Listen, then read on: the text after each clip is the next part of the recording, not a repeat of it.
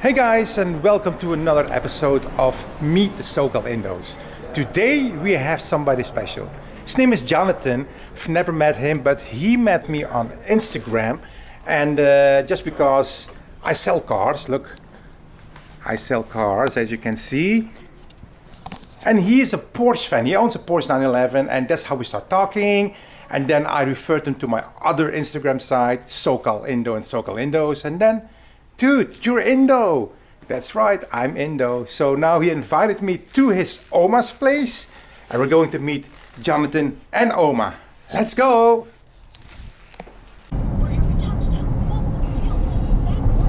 Of course, always expect the unexpected. The 5 freeway south towards Huntington Beach. Always traffic. I'm here in Orange County, and this is the house from Oma, Jonathan's Oma. So let's go and meet the family, okay?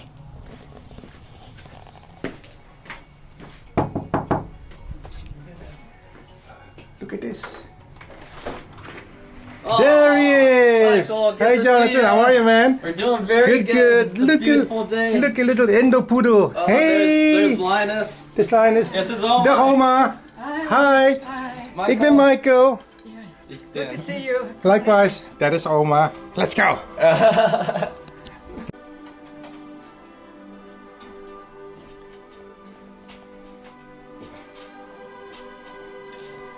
Listen to that music. Daar. Andre Rieu. Yeah, Andre Rio. Andre is a very famous, what is he? Composer. Composer, there we go. He's from Maastricht. Yeah. Maastricht in Zimbabwe. Limburg. And Limburg. Limburg, yeah, but And I always make jokes with Zimbabwe. You got to see him, you said? You got to see him in the, what, where again? Het concertgebouw in Amsterdam. Amsterdam, ja. And this song he's playing is van Vader Abraham. Daar aan het kleine café aan de haven. Amazing. Look at this. Look at this beautiful. This is so Dutch. Mooi hoor.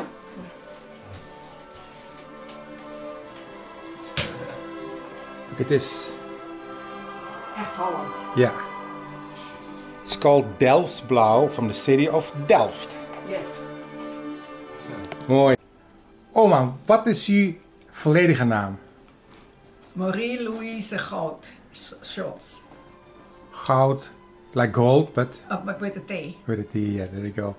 So, please share with us how was it being born in the Dutch East Indies, growing up before the Japanese occupation? Can you share a few things with us? We had a wonderful life.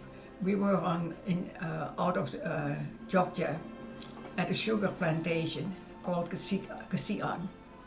And my father was always called Tuan Setong, the number one guy. We had servants, we had a chauffeur, we had a guy who took care of the pigs and the chickens that we had. And we had 2 cars, which was unusual for at that time. You remember the brands of the car? Dodge. A Dodge. I still have a picture of the. Yeah. A Dodge, yeah. okay. Oh, my dad always went for Dodge. And then my dad was drafted into the army. Dutch Army? Yes.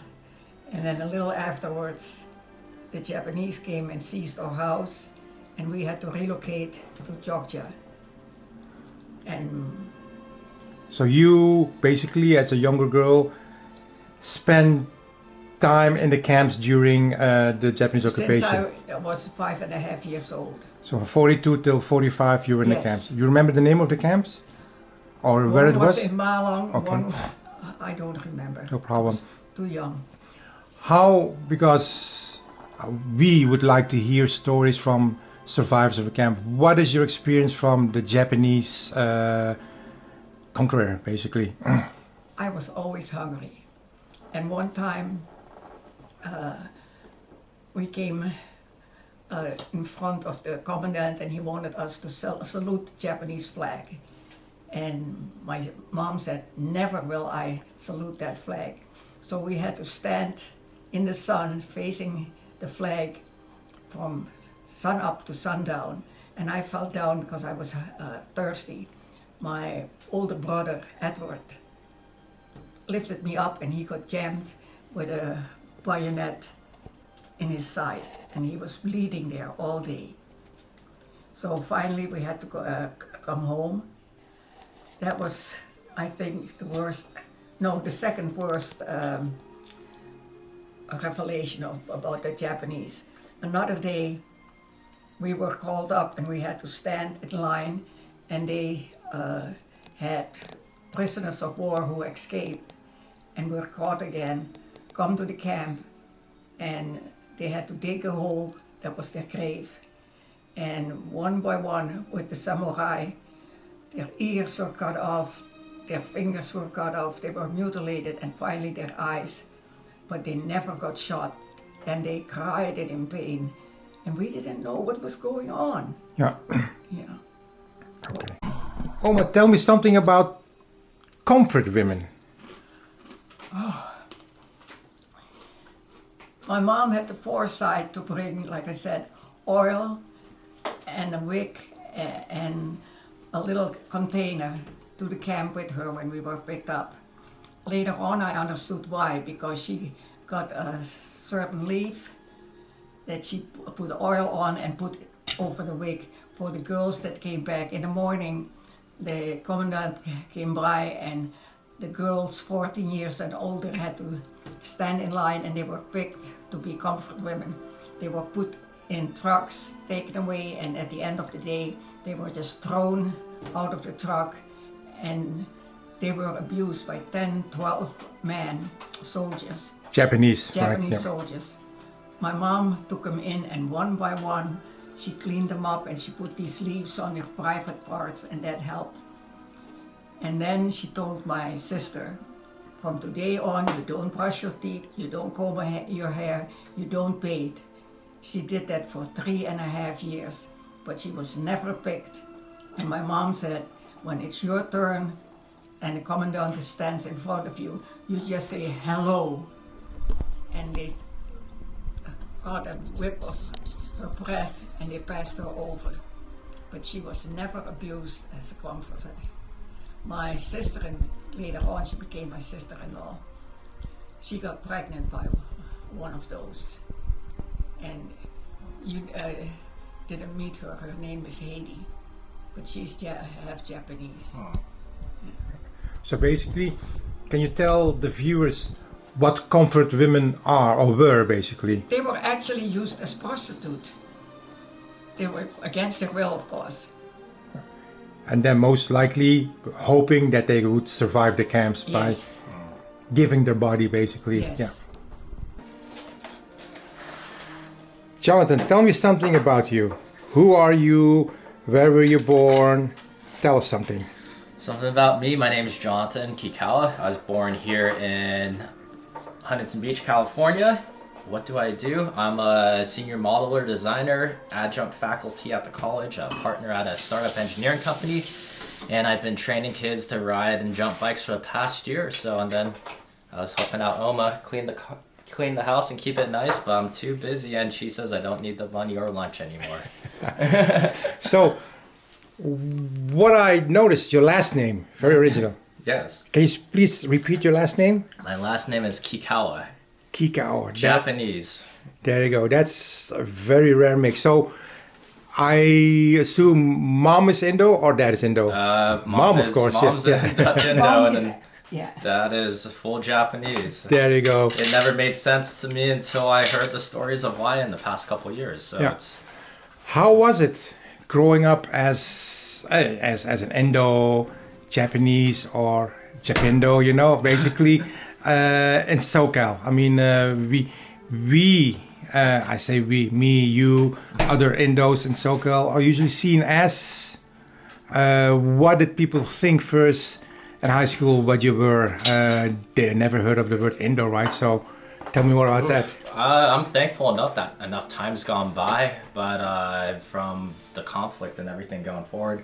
But for me, it was pretty normal. This is Orange County. It's it was a comfortable area we grew up in.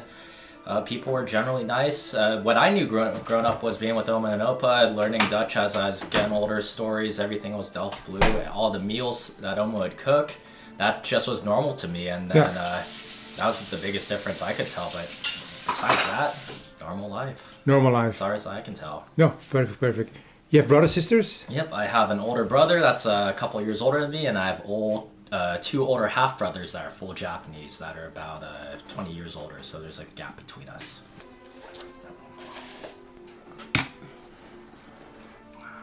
Oma, remember the day that the war was over? Remember where you were and how was it? Well, my older brother Edward came home and he said the Allies won. And he was drafted to pick up the Dutch women out of the camps. So home is basically the camp, right? No. No. We were in Surabaya. Okay, so were you in the camps from the beginning until the last day, or did you... No. We were at my Oma's house in Malang. Okay. And they found out that my mother's dad was French and my dad's dad, so my opa, was from Friesland, from Holland. Yeah. So we were put into the camp with my mom. But my grandma, being pure German, every day she went in a you know what a docker is? Docker, yeah. Uh-huh. Yeah. She came in the docker and she chewed out the commandant and she said, my daughter is half German, she should not be in the camp, and the kids. Anyway, he got so sick and tired of it. After a couple months, she said, take your daughter and leave. And my mom automatically took her 5 kids with her. He said, no, the kids stay here. You are the only one. That was the worst day in my life at that time. I was 5.5 years old and losing my mom. Yeah. But my brother and sister took good care of me. So anyway, she kept it up. The war was 5 years. Every day she came to the camp, and after 3.5 years he said, take your damned kids and go. And that's how we ended up in Malang. Then my second brother had an eye accident and we had to move to Surabaya. And that's where we stayed until the Bermudas. But I have to tell you something terrible. The day that the Japanese capitulated, they were all lined up in front of the street. And they stood there. Some had their pants on, some only in their underwear. And they did the same thing that they did to my brother later on. They had to salute the Indonesian flag, where it was red and white. And if they didn't, they chopped off an ear, an arm. They chopped off their penises, and we kids had to see it all. We didn't understand what was going on. I remember my sister telling me, don't laugh, you'll be next. But I thought it was funny because they were jerking when it happened. And we had to stand up out there till nightfall because they said, take a lesson from this. If you are against the Dutch Indonesians, the Indonesians, the Bermudas, you're going to be next. And again, some girls were taken into a room and raped. So then we went, bodies laid there in the sun for days. And then we were picked up a couple days later and we had to walk. We didn't know where to. And there was one pregnant woman and she had a little kid with her. And she wanted to carry her kid. And they said, no, the kid has to walk. If he falls, then he'll just have to lay there. And she gave him a big mouth and they cut her head open with a bayonet, and some other women took the little kid and kept walking with him. We were then put in an Indonesian concentration camp. We walked for days and we hardly got anything to eat or drink. So we were there for maybe a year. Then the Allies bombed the area and we were moved to a different area. From there we were moved to a third camp, and my older sister said, my younger sister has to go bathroom, but she is ashamed to do that in front of all these people. Can she go in the bushes? And they let her. So we all went with her. Then they started to move on, and we were left by ourselves. So my mom said, this is a good opportunity to walk back to where we came from. It took us days to walk, and we drank from the streams, and that's where my mom got the first idea of putting sand in your mouth and drink the water so you won't be hungry. Jonathan, tell me something about what are your hobbies? What are you doing for fun? Tell me more about that. What are my hobbies? Been playing piano for about 20 some years. Something I do, riding BMX bikes. Been doing that for the past 10, 15 years. I just really started to like roller skating a lot. So the four-wheelers, at old school. And building, restoring cars. That's been for 15 years now. So I have my current classic cars is I have a 1966 Porsche and a 1986 Porsche 911 too. And before that, that's how we met, basically on Instagram, selling cars, and then I saw him with the 911, and then suddenly said, "Hey, are you Indo?" I said, "Yes, are you?" And then this is what me brought over here. Now we're here. Yeah. So the Porsches are not too far from here? No, it's just down the street. I have one at my house, one at my parents' house. There you go. Awesome. What about your brother? Same like you or completely opposite? A little bit different. He has a family, a kid. He really enjoys snowboarding, so that's his thing he's been doing. And then he's starting to get more and more into bikes because I've rode bikes professionally for years. So BMX and road bikes or big mountain bikes? A lot of BMX, and I'm doing a lot more mountain bikes, so a lot of cross-country, downhill trail stuff, so... I like going fast, I like getting big air. Spinning and flipping and everything. There you go. He has an electric bike. Yeah. We went on an English ship, the Chitral.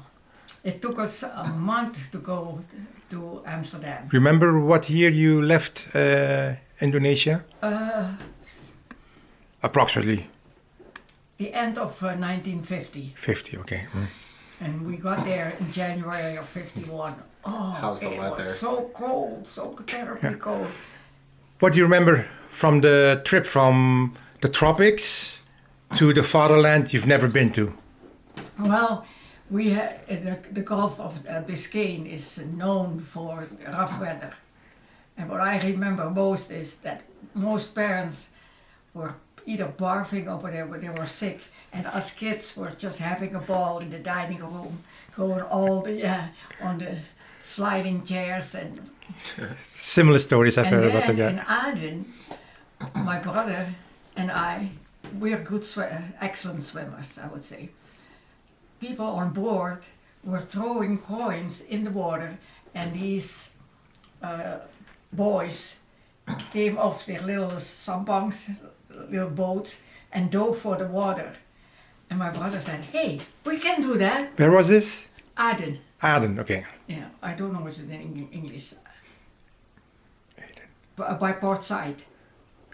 Egypt. Egypt, yeah. In the Suez Canal. So basically, okay, that's right. So you're from Indonesia,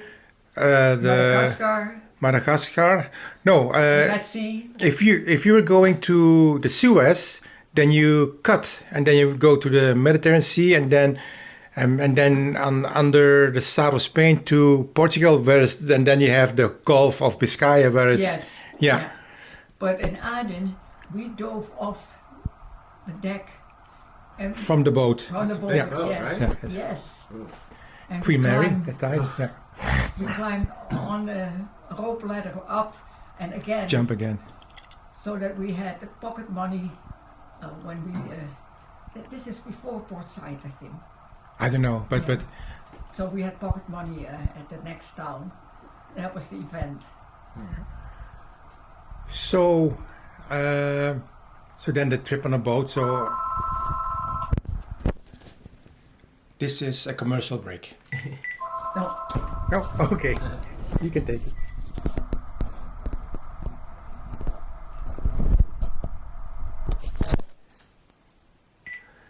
So then, when you arrive in the Netherlands, where did you arrive?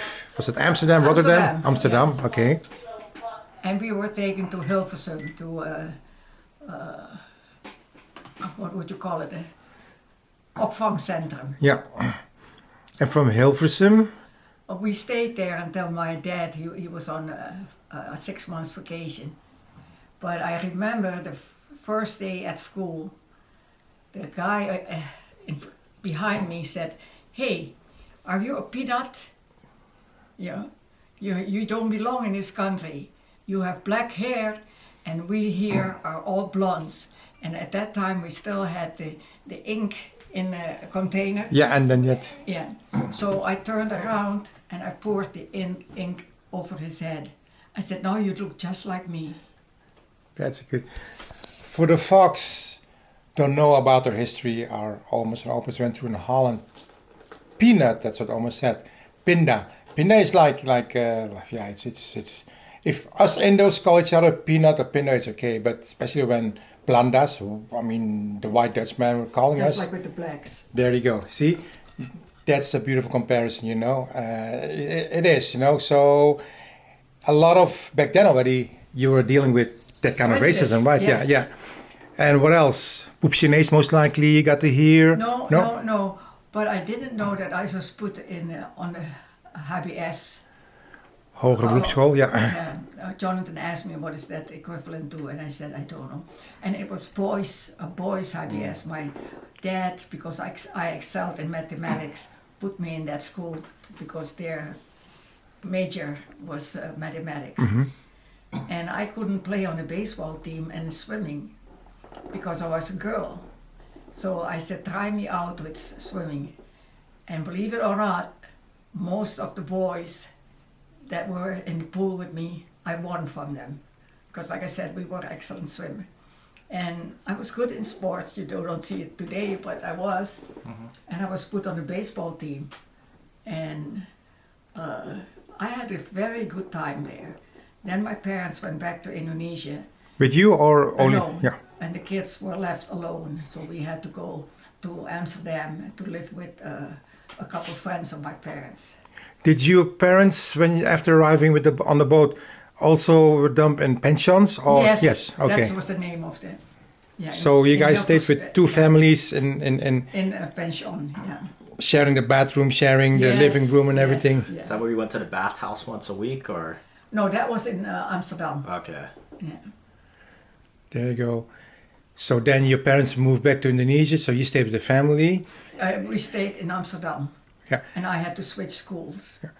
And then when was the time that Dad said, okay, let's move here, we're going for a new adventure, like most Indos do? When did you move from the Netherlands to America the Beautiful? My parents went back. Meanwhile, I got to know my future husband. You met him in Holland or in America? Well, he was a friend of my brother's in Surabaya, but we actually got together in Amsterdam. We got married in Amsterdam in '54, and in '59, with 2 kids, we went to the United States. 2 kids, so basically his mom. His mom, Yeah. who was 4 years old, and a boy, 4.5, and the boy was 2 years old. His uncle. Yeah. Yes, Where did you arrive in the United States? New York. New York. So the first thing you saw entering New York was the Liberty Statue, of Yes, course. Statue Yeah. of Liberty. And then there was another problem. Everybody was called off by the woman that was there and put you on the train to the different countries. And we were leftovers, and my husband said, "How about Rudolph Scholz?"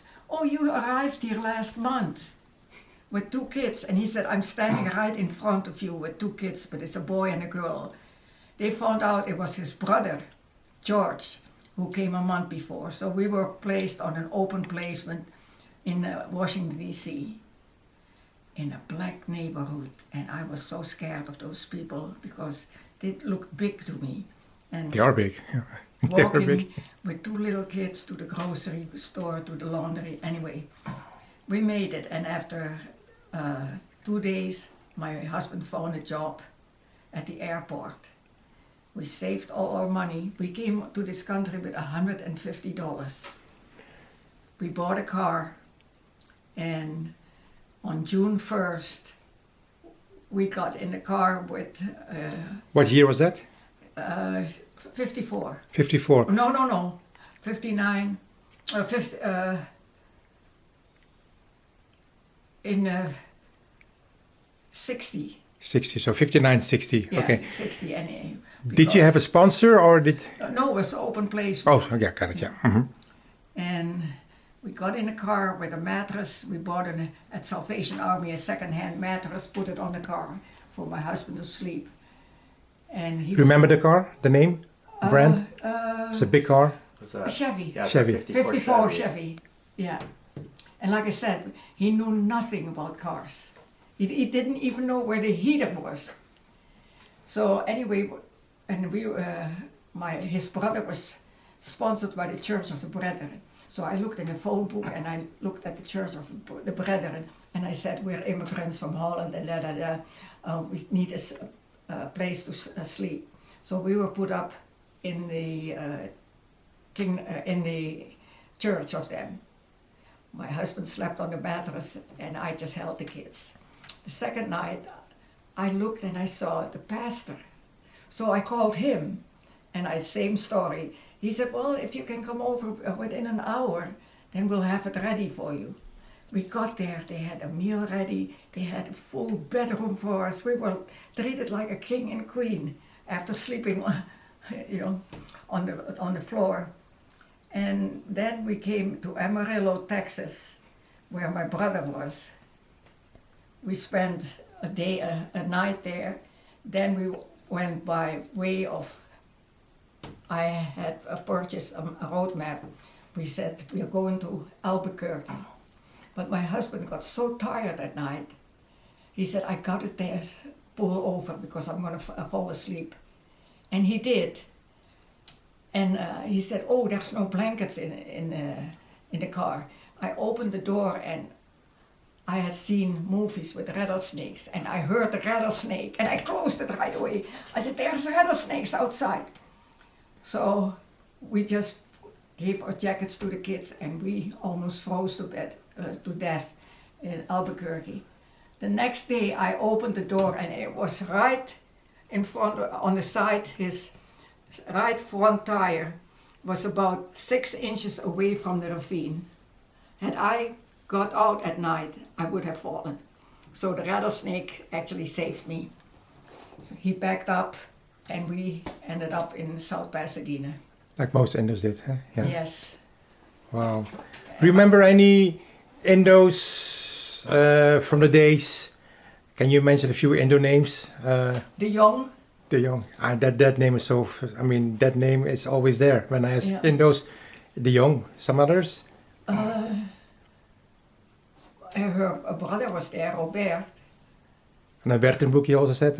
No, Bertenbroek was a friend of my sister, and I met her when we moved to Inglewood. Yeah. And I started working at United Airlines. So from South Pasadena to Inglewood. Because my husband found a job at the airport again. Nice, yeah. And driving from Inglewood to the airport was too Close far. by. No, too far Inglewood. from Inglewood. That 110. Back then, oh yeah, of course, yeah. But now Inglewood, And part of it was not the freeway. Right, the first freeway in LA was the 110, right? Yeah. Yes, Yeah. but it was not all the way to Manchester Boulevard, or Century Boulevard. Yeah.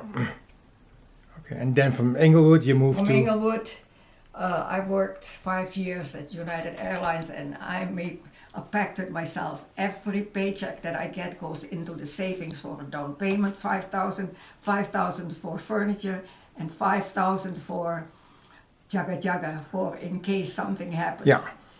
The week that I got the last paycheck, I told my husband, no, I'm giving my 2 weeks notice. And the weekend after that, we got in the car, we went to Malibu, we went to Oxnard, because I had gotten pamphlets of new houses. We didn't like the area, so the next weekend we went south to Fountain Valley, Huntington Beach, and then this is funny. My daughter said, Mama, I got to pee. And we were right in front of this house, and I said, let's go in the backyard. This house here. Yeah. And she peed in the backyard. And my husband said, you know, I like the exposure of this house. You get the sun in the morning in the back on the patio. And so we made and gave a down payment.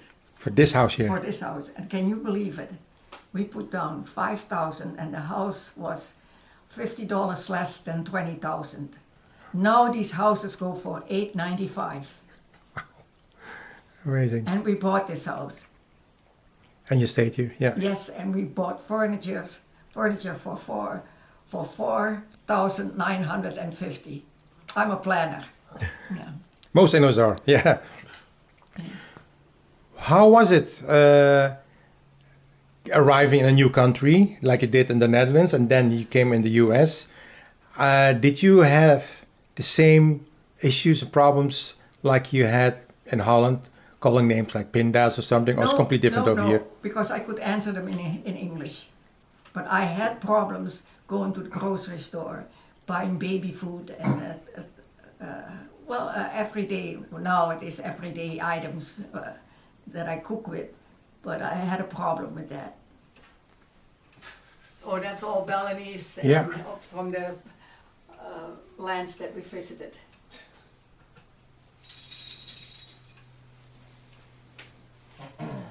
Mooi. Germany, because you got some German. Liechtenstein, yeah. Is that what that is? Huh. Mooi. There's Yeah. a story to that? Yes. My mom turned 79 and I went to Holland for her birthday in February and I almost froze to death. And she said, well, I always have pains and I'm so sick and I don't make it this long anymore in this world. Will you come every year from now on? I said, no, I will not come every year. She said, is that because you're a Jehovah's Witness? I said, no, it's not because I don't celebrate birthdays, but it's in February and it is so cold here. I'll come in June or July. She said, will you promise that you come every year to visit me? I said, yeah, Mom. She was 79. And I thought, she's going to die when she's 84, 85. She lived to be 93. And it was a hardship on us because of leaving my husband alone and the cooking and so on. So my rewards were every time I was ready to go home, I would bring home some Delft's Blue and some Royal Daltons. The Royal Daltons are Yeah. I did that for 13 years. Jeez. Then the big vases, on the, I don't know how, in a backpack, I brought that home. Commercial break. From Ramos Christina. No, Just scam calls. wow. You did that long? When we Jonathan, went- tell me, have you been to the Netherlands? Yes, I had the chance to go a couple years ago. First time or First time ever. with Omar? Yep, with Oma and Opa. They took me over there. We stayed with Jane. It's Tante Jane, right? So she was right off of what, David Stratton or? Jane is uw nichtje or is? Yeah, nichtje. Yeah. Yeah, so she lived just outside of Amsterdam, so we could No, always... inside. She was, that's right. She was inside Amsterdam, so we could take the tram straight in.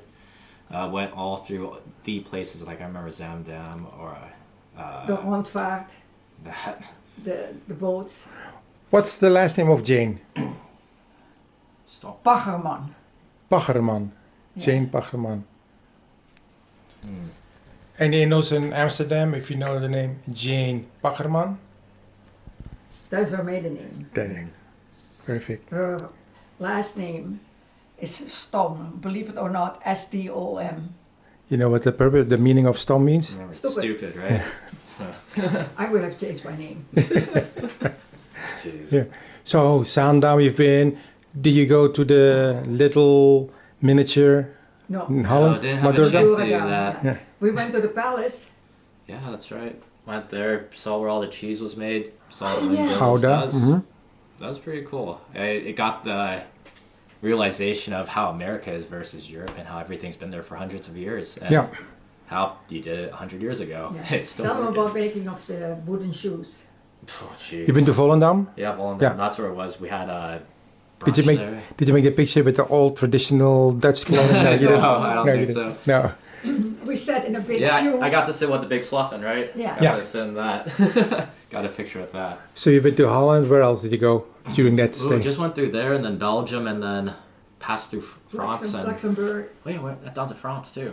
And we went in France. That's when we went to Chateau Louis XIV and Oh, yeah, the Marie Antoinette, Marie Antoinette. the palace, Versailles. Versailles. Versailles, Yeah. yeah. Okay. That's what it was. So Paris also most likely. Yeah. Yep. Yeah. Yeah, I drove right through Paris. Or like all my friends in Europe say, Paris. Yeah. Paris. Yeah. There you go. So that was the first and last time you've been there. Yep, first Yeah. and last spent a month out there. And then That's how it's supposed to be done. At Yeah. least a month. Yeah. I got to experience the 70-mile-per-hour winds out Yeah. there and realize why there's such great sailors. And then I worked at a yacht company before, and they say all the mega yachts, the best ones, all come from Holland. Did you go to? Oh no, I forget the name of this place. The Afsluitdijk. So No. basically, no. No. So What? the Dutch are really good in building levees. So basically, when there were storms, like you had in New Orleans years ago, you know, 53. 53 Holland, same thing. And after that, they are genius in making dams and everything. And And if they you- win. They put sand on it, and they actually win more property. yeah, and then also there's a city called Lelystad. Basically, Yes. when Oma was there in the 60s, it was all sea, the Waddenzee, and basically the Dutch made a whole city, a whole new land on it, you know. So it's really, really beautiful, amazing. But next time you go there, you have to go there. It's Afsluit, go yeah. there. Yeah. I want to see the Tulip Festival. Or Oh yes. But you have to go there. Berkenhof. Yeah, you have to go there. I've been there 9 April, times. May, June. Yeah, Yeah. 9 times. April, But I May, never June. get Yeah, tired of it, and the smell is so good. yeah, Yeah. that's for sure. It's almost as good as the smell of the speckhook. There you go. April, wow. April, May. Look at the colors. Yeah. And it's all just planned and colored. It's great. Why doesn't want to go? Oh, It goes. How many times have you been there in Keukenhof? 9. 9 times. Next time you have to go. Yeah, the thing the amount of times you Look at start that. visiting places. Mooi.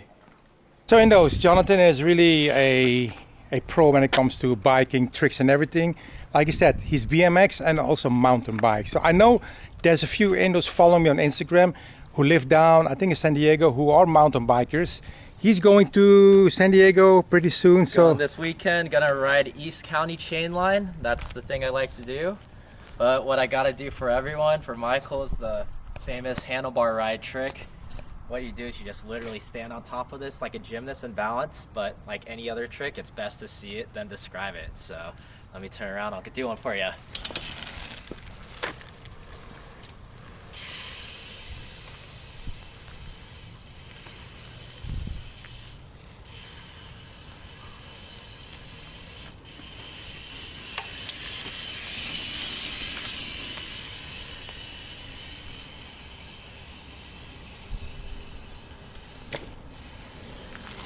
That's how you do it. did you see that? Don't do this at home, okay? But if you do it at home, have fun. Hey everybody, thank you for watching another episode of Meet the SoCal Indos. Today we had Jonathan and his lovely, beautiful Oma. Please subscribe to my YouTube channel, SoCal Indo. Hit that bell every time I post something new. You'll get a notification, and do leave a comment. I'll respond. Last but not least, for those who would like to have a copy of Muson International, it's in English, a must-have in every Indo household. Send an email to info@muson.com, and Vivian or Jessica will definitely respond right away. Thank you for watching another episode of Meet the SoCal Indos, and see you next time.